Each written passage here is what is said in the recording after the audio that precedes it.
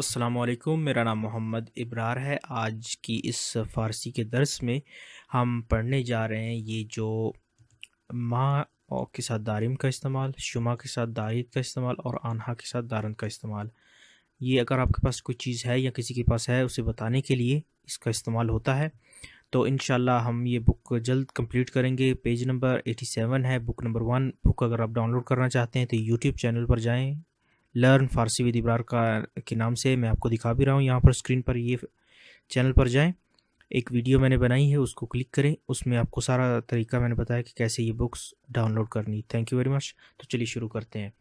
तो सबसे पहले जो हमारा सेंटेंस है वो है मन खिताब दारम। मन खिताब दारम, ये काफ के साथ थोड़ा सा हे की आवाज़ को मिलाकर कहेंगे मन खिताब दारम, यानी मेरे पास किताब है। और अगर हम इसका वर्ड बाय वर्ड तर्जुमा करें तो मन का मतलब है मैं, ये मन का मतलब होता है मैं, और इसके साथ हम दारम का इस्तेमाल करते हैं। ठीक है, अगर मन यानी मैं तो इसके साथ हम दारम का इस्तेमाल करेंगे। आगे देखें दूसरे जुमले को, माँ किताब दारीम। माँ कहते हैं, ये जो माँ, ये माँ है, इसको कहते हैं हम। तो हम किताब रखते हैं या हमारे पास किताब है।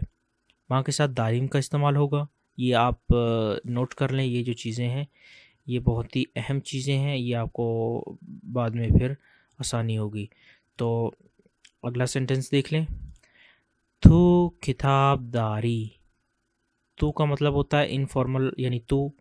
इसके साथ आप शुमा भी इस्तेमाल कर सकते हैं, ये वाला यानी आप। अगर तू कहना तो तू भी इस्तेमाल कर सकते हैं। तू के साथ दारी का इस्तेमाल होगा। ठीक है, तू किताब दारी यानी तुम्हारे पास किताब है। शुमा किताब दारीद, तुम दोनों के साथ पास किताब है या तुम लोगों के साथ किताब है। शुमा का मतलब होता है आप, और ये दो या दो से ज़्यादा के लिए भी यूज़ हो सकता है। ठीक है, आगे चलते हैं। ओ किताब दारद, उसके पास किताब है। ओ का मतलब उस, और ये जो दारद है ये ओ के साथ लगा है। ठीक है, ओ किताब दारद। आन्हा का मतलब होता है उनके पास। ठीक है, और इसके साथ दारंद लगेगा। यहाँ पर आपको ये बताया भी हुआ है किताब में, ये आप देख लेना। आन्हा किताब दारंद, उनके पास किताब है। आन्हा यानी दो या दो से ज़्यादा जो लोग होते हैं उनके लिए हम आन्हा इस्तेमाल करते हैं।